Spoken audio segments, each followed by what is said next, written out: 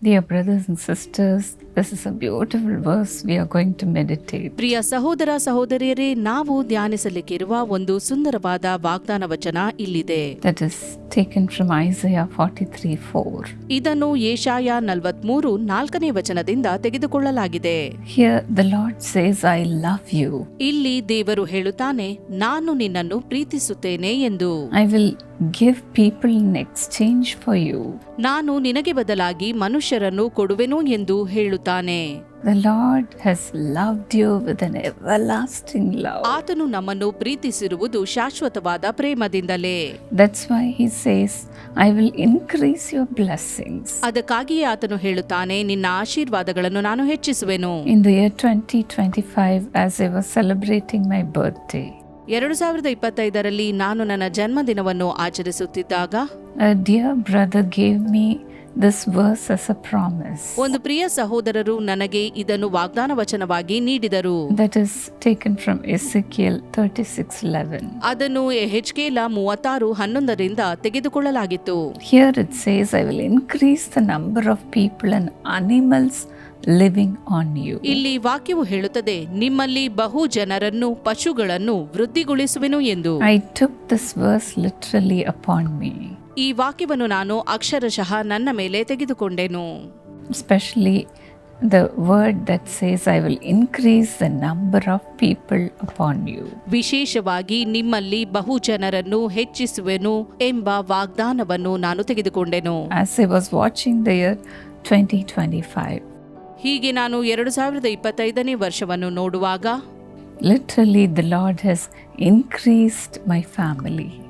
ದೇವರು ನಿಜವಾಗಿಯೂ ನಮ್ಮ ಕುಟುಂಬವನ್ನು ವೃದ್ಧಿಗೊಳಿಸಿದ್ದಾನೆ. And I saw the increase in Jesus Calls ministry too. ಏಸು ಕರೆಯುತ್ತಾನೆ ಸೇವೆಯಲ್ಲಿಯೂ ವೃದ್ಧಿಯನ್ನು ನಾನು ನೋಡಿದ್ದೇನೆ. In our Karunya University too. ಕಾರುಣ್ಯ ವಿಶ್ವವಿದ್ಯಾಲಯದಲ್ಲಿಯೂ ಕೂಡ. In a proverb, people say, the more the merrier. ಎಷ್ಟು ಹೆಚ್ಚು ಜನವೋ ಅಷ್ಟು ಒಳ್ಳೆಯದು ಎಂಬ ಗಾದೆ ಮಾತು ಇರುವಂತೆ. The Lord is doing that in my life. ಇದನ್ನೇ ದೇವರು ನನ್ನ ಜೀವಿತದಲ್ಲಿ ಮಾಡುತ್ತಿದ್ದಾನೆ. I am having 3 grandchildren now. ನನಗೆ 3 ಮೊಮ್ಮಕ್ಕಳಿದ್ದಾರೆ. I used to tell my children I should have 12 grandchildren. ನಾನು ನನ್ನ ಮಕ್ಕಳಲ್ಲಿ ಹೇಳುತ್ತೇನೆ, ನನಗೆ 12 ಮೊಮ್ಮಕ್ಕಳು ಬೇಕು ಎಂದು. Yes, dear friends. ಹೌದು ಪ್ರಿಯ ಸ್ನೇಹಿತರೆ, The more we increase, the more blessings come upon our life. ನಾವು ಎಷ್ಟು ಹೆಚ್ಚಿಸಲ್ಪಡುತ್ತೇವೋ ಅಷ್ಟೇ ಆಶೀರ್ವಾದಗಳು ನಮ್ಮ ಜೀವಿತದಲ್ಲಿ ಹೆಚ್ಚುತ್ತವೆ. The Israelites, when they increased in numbers, ಇಸ್ರಾಯೇಲ್ಯರು ಸಂಖ್ಯೆಯಲ್ಲಿ ಹೆಚ್ಚಿಸಲ್ಪಟ್ಟಾಗ, when a new king rose up, he said, the Israelites have become too numerous for us. ಹೊಸದಾಗಿ ಬಂದಂತಹ ಅರಸನು ಹೀಗೆ ಹೇಳಿದನು, ಇಸ್ರಾಯೇಲರ ಸಂಖ್ಯೆ ನಮಗಿಂತ ಬಹಳ ಹೆಚ್ಚಾಗಿದೆ. As in Exodus 1:11. ವಿಮೋಚನ ಕಾಂಡ 1:11 ಬರೆದಂತೆ, He was so jealous upon the people of Israelites. Israel ಜನರನ್ನು ನೋಡಿ ಆ ಅರಸನು ಬಹಳವಾಗಿ ಹೊಟ್ಟೆ ಕಿಚ್ಚುಪಟ್ಟನು. And so he appointed slave drivers over them. ಆದ್ದರಿಂದ ಅವರಿಗೆ ಉಪದ್ರವ ಪಡಿಸುವುದಕ್ಕಾಗಿ ಬಿಟ್ಟಿ ಮಾಡಿಸುವ ಅಧಿಕಾರಿಗಳನ್ನು ಅವರ ಮೇಲಿಟ್ಟನು. As in the next verse. ಮುಂದಿನ ವಚನದಲ್ಲಿ ನೋಡುವುದಾದರೆ, The more the Egyptians oppressed them, the more the Israelites multiplied and spread. ಐಗುಪ್ತರು ಅವರನ್ನು ಎಷ್ಟು ಉಪದ್ರವ ಪಡಿಸಿದರೂ ಅವರು ಅತ್ಯಧಿಕವಾಗಿ ಹೆಚ್ಚಿ ಹರಡಿಕೊಂಡರು. Because of this, the Egyptians were so afraid of them. ಇದರಿಂದಾಗಿ ಐಗುಪ್ತರು ಅವರನ್ನು ನೋಡಿ ಬಹಳವಾಗಿ ಹೆದರಿಕೊಂಡರು. Yes, dear friends, today this blessing is coming upon your family too. ಹೌದು ಪ್ರಿಯ ಸ್ನೇಹಿತರೆ, ಈ ಆಶೀರ್ವಾದವು ನಿಮ್ಮ ಕುಟುಂಬಕ್ಕೂ ಕೂಡ ಬರಲಿದೆ. Because God loves you. ಯಾಕಂದರೆ ದೇವರು ನಿಮ್ಮನ್ನು ಪ್ರೀತಿಸುತ್ತಾನೆ. He will give people in exchange for you. ದೇವರು ನಿಮ್ಮ ಬದಲಾಗಿ ಮನುಷ್ಯರನ್ನು ಕೊಡುವನು. He will increase people upon you. ಆತನು ನಿಮಗೆ ಬಹು ಜನರನ್ನು ಕೂಡಿಸಿಕೊಡುವನು. Blessings upon you. ಆಶೀರ್ವಾದಗಳನ್ನು ಹೆಚ್ಚಿಸುವನು. Riches upon you. ಐಶ್ವರ್ಯವನ್ನು ಕೊಡುವನು. Everything will have to increase because of the love of God. ದೇವರ ಪ್ರೀತಿಯಿಂದ ನಿಮ್ಮ ಜೀವಿತದಲ್ಲಿ ಇವೆಲ್ಲವೂ ಹೆಚ್ಚಾಗಲಿದೆ. May God increase you and your children. ಕರ್ತನಾದ ದೇವರು ನಿಮ್ಮ ಮತ್ತು ನಿಮ್ಮ ಮಕ್ಕಳನ್ನು ಹೆಚ್ಚಿಸಲಿ. Shall we pray now? ನಾವೀಗ ಪ್ರಾರ್ಥಿಸುವ. Our loving Heavenly Father, ಪ್ರೀತಿಯುಳ್ಳ ಸ್ವರ್ಗೀಯ ತಂದೆಯೇ, people may be jealous because of their increase. ನಿನ್ನ ಮಕ್ಕಳು ಹೆಚ್ಚಿಸಲ್ಪಡುವುದರಿಂದ ಜನರು ಇವರನ್ನು ನೋಡಿ ಹೊಟ್ಟೆ ಕಿಚ್ಚುಪಡುತ್ತಿರಬಹುದು. People may be even angry at them. ಜನರು ಇವರನ್ನು ನೋಡಿ ಸಿಟ್ಟುಗೊಂಡಿರಬಹುದು.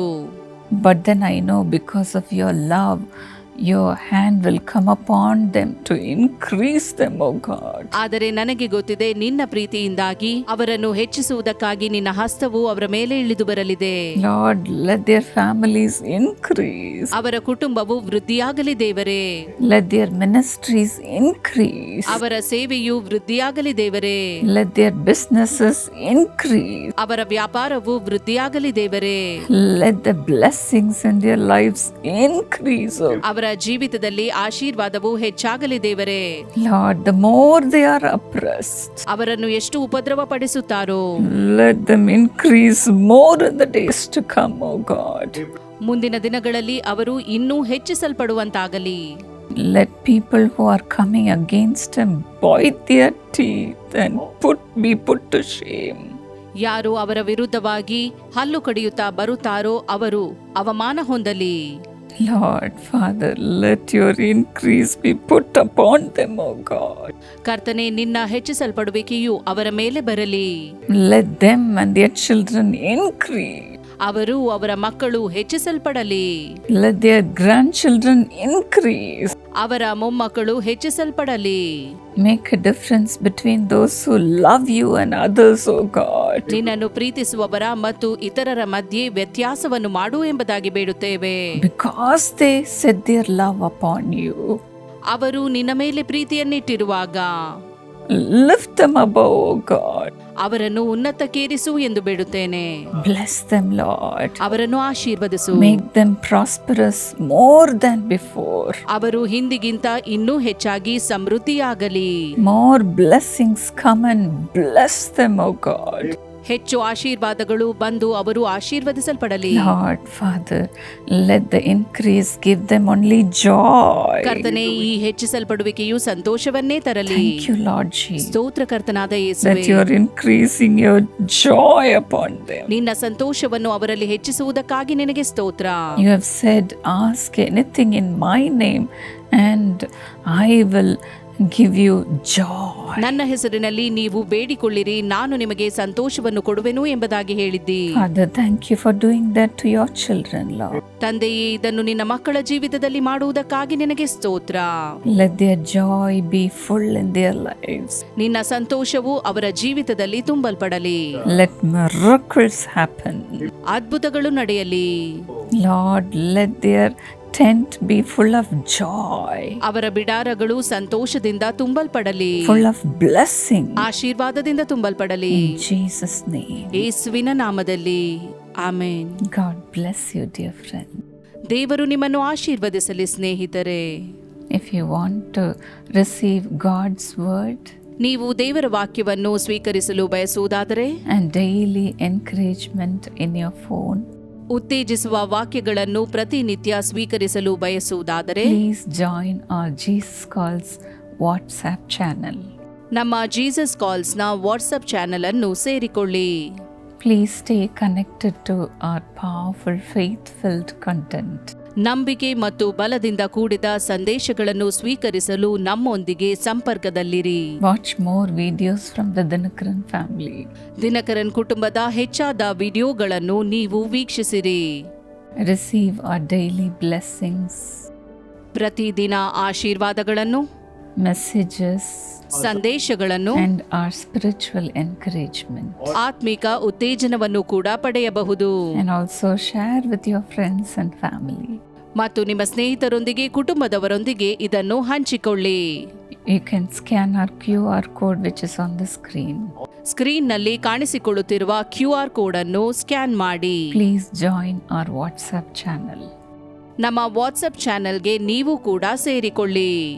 Let every day begin with God's presence, ಪ್ರತಿ ದಿನವೂ ದೇವರ ಪ್ರಸನ್ನತೆಯೊಂದಿಗೆ ಪ್ರಾರಂಭವಾಗಲಿ. His promises, ಆತನ ವಾಗ್ದಾನದೊಂದಿಗೆ and His peace in your life. ಮತ್ತು ಆತನ ಶಾಂತಿಯೊಂದಿಗೆ ಪ್ರಾರಂಭವಾಗಲಿ. Please join today and be blessed. ಇಂದೇ ವಾಟ್ಸ್ಆಪ್ ಚಾನೆಲ್ಗೆ ಸೇರಿಕೊಳ್ಳಿ ಮತ್ತು ಆಶೀರ್ವಾದ ಹೊಂದಿರಿ. God bless you richly. ದೇವರು ನಿಮ್ಮನ್ನು ಹೇರಳವಾಗಿ ಆಶೀರ್ವದಿಸಲಿ.